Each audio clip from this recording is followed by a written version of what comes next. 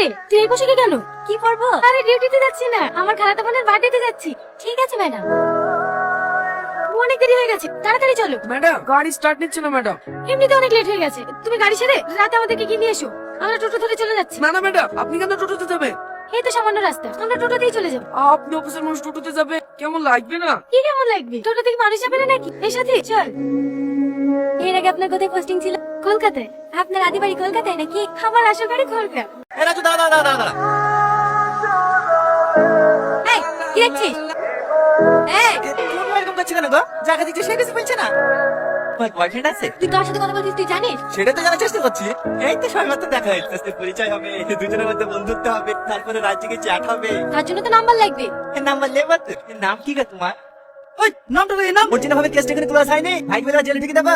তোমার ভাই নেতা নাকি? সিভিক পুলিশ, বড় বাবুর খাস লোক। এই লাগাও, নাম্বারটা টুকি লাও। এবার কিন্তু বেশি বেশি হয়ে যাচ্ছে। তোমাকে নাম্বার দিয়েছিল, তোমার হিংসা হয়েছে নাকি? আমার নামে চেষ্টা পাই না গো। আমার নামে দিলে ভাইকে দিয়ে আসতে হয়। আচ্ছা, তুমি কি সব মেয়ের সঙ্গে এরকম ব্যবহার করো? না না, মাই দিবি কেন জানি না, তোমাকে আমার প্রথম দেখাতেই ভালো লেগে গেছে। আবার কোনোদিন দেখা পাবো কি পাবো না, তাই মনের কথাগুলি বলেই ফেললাম।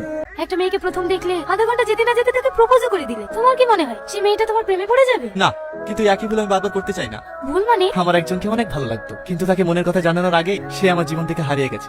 আমি চাই না আমার জীবন থেকে নতুন করে আর কাউকে হারাক। তাই আর দেরি না করে আমার মনের কথাটা জানিয়ে দিলাম। তুমি যদি একবার বলো আমাকে পছন্দ না, কথা দিলাম আমি আর কোনোদিনও তোমাকে ডিস্টার্ব করব না। এখানে ম্যাডাম। হ্যাঁ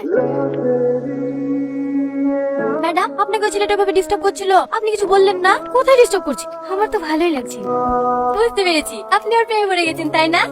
চল।